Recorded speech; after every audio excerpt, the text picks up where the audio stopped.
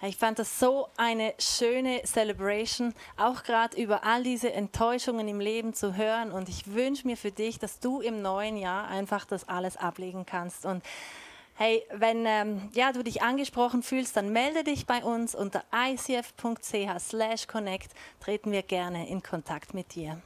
Und ich habe so Freude, ein Teil der Family Bigger ist hier bei uns im Studio. Ganz herzlichen Dank, dass ihr euer Herz mit uns geteilt habt an diesem Weihnachtstag. Wir sprachen über Enttäuschungen, dass man die loslassen kann. Leo, wie ist das?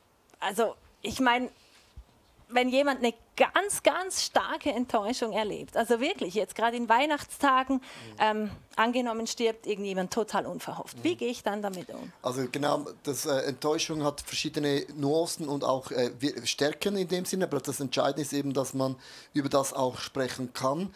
Und wenn man über das nicht sprechen kann, kann ja auch am Anfang sein, dass der Schock ist so groß, aber du brauchst ein Umfeld. Es ist wirklich ein Umfeld, wo du merkst, du wirst getragen. Wenn man das nicht hat, eben es nicht auch aufgebaut hat, dann ist es mega, mega schwierig, weil du bist alleine und du brauchst genau in diesen Momenten eben Leute, die dir helfen und dann auch lernst, über das zu sprechen. Und bei Leuten, die einen krassen Schicksalsschlag erleben, ist es so, die nach Jahren, die reden darüber und weinen noch immer. Aber immerhin haben sie einen Ort, wo sie das aussprechen können, weil es muss raus. In diesem Bild vom Herzen eben die Zunge, die Wörter ist eigentlich das Ventil, das eben rausgeht. Das ist mega wichtig. Es muss raus. Susanna, wie mache ich das? Wie lasse ich da Dampf ab? Wo gehe ich da hin? Ja, ich finde es noch spannend, der Unterschied zwischen Dampf rauslassen, das ist ja immer nur so ein bisschen rausstoßen, oder eben das Ganze aussprechen. Und für mich ist es wichtig, und ich glaube nicht nur für mich, sondern das wäre auch etwas für uns alle, dass wir Dinge beim Namen nennen vor Gott, also vor Jesus. Also klar helfen das Umfeld, Freunde, weil du darüber sprichst, zum überhaupt Bewusstsein, wo du enttäuscht bist. Aber nachher nützt es nichts, wenn man es vor den Freunden ausspricht, sondern Gott ist der einzige Ort, der aus einem Minus ein Plus machen kann. Und deswegen ist es für uns Menschen, wir sind so geschaffen, wichtig, dass wir Dinge beim Namen nennen, aussprechen oder ausatmen vor Gott, damit er uns wieder neu füllen kann. Ja, super. Also die Psalmen sind ja voll. Das sind ja nicht einfach Psalmen geschrieben, weil die Sonne war da, sondern es waren Niederlagen. Und das sind ja die Klagepsalmen, muss man mal vorstellen. Die haben geklagt, auch bei Gott. Warum geht es denn den Leuten, die nicht an Gott glauben, besser? Voll enttäuscht, voll total nicht begriffen.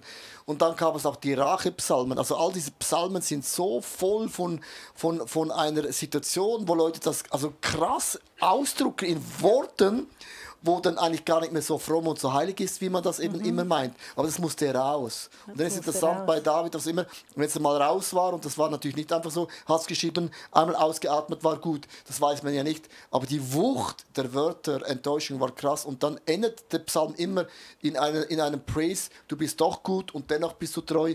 Also und dennoch. Ja, spannend. Eben, und du, Stefan, hast auch über deine Enttäuschung gesprochen und hast gesagt, dass du dann mit Freunden darüber gesprochen hast. Also wie ist denn das so als junger Mann? Spricht man denn überhaupt über seine Probleme? Also ich denke, das ist grundsätzlich etwas, das man sich in dem Sinn aneignen muss. Also ich denke, das ist wie eben mit einem Muskel, den muss man auch trainieren. Und wie gesagt, machen wir in der Small Group immer so High- und Low-Runden. Und wenn ich da zurückdenke, dann habe ich auch gemerkt, dass wir immer mehr in die Tiefe kommen und immer mehr eben diese Vertrautheit auch haben. Ich denke, dass es eben, das kommt nicht von alleine, sondern man muss es immer wieder trainieren.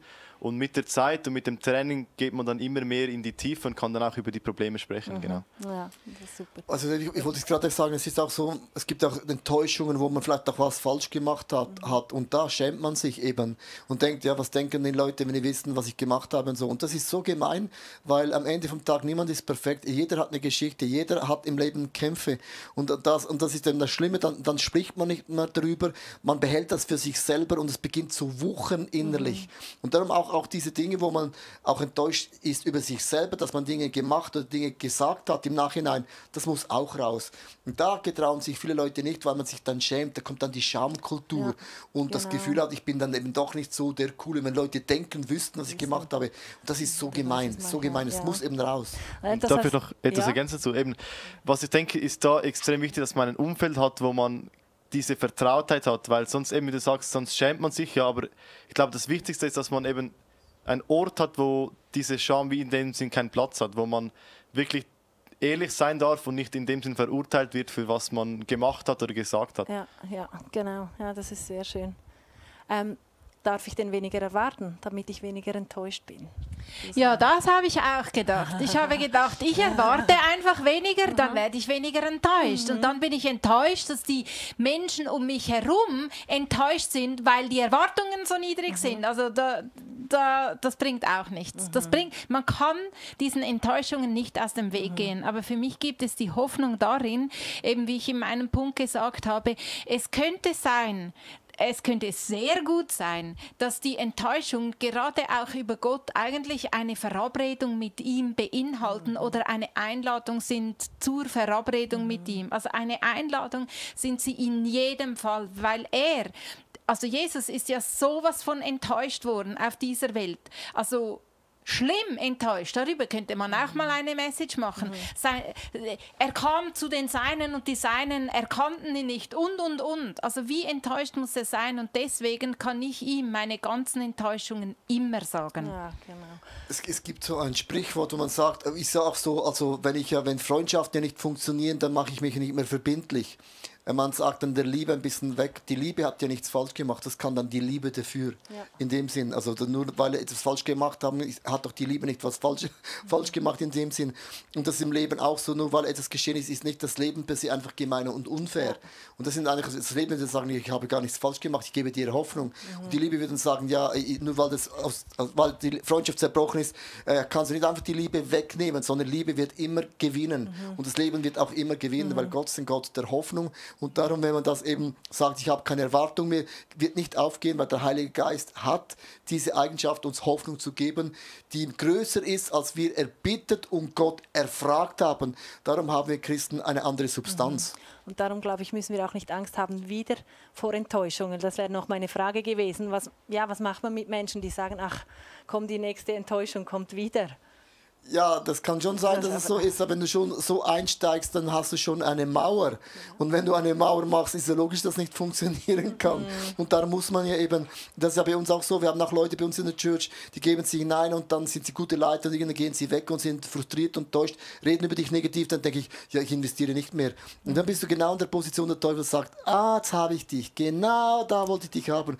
Und dann sage ich, gib dem Teufel nicht die Ehre und man muss das Herz immer wieder weich machen. Hart wird es automatisch. Weich machen ist eine Aufgabe. Genau, eben, das fand ich so schön, das hast du gegen Ende der Celebration gesagt. Enttäuscht wird man sowieso.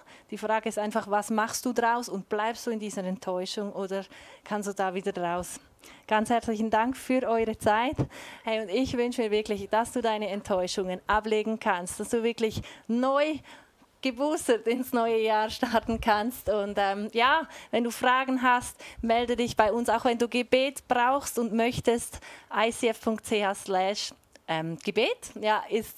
ist die Adresse dafür. Und jetzt freue ich mich riesig, wenn du wieder einschaltest im neuen Jahr am 01.01.2023. Bis zum nächsten Sonntag. Alles Gute. Tschüss. Und frohe Weihnachten. Ja, frohe Weihnachten. Natürlich.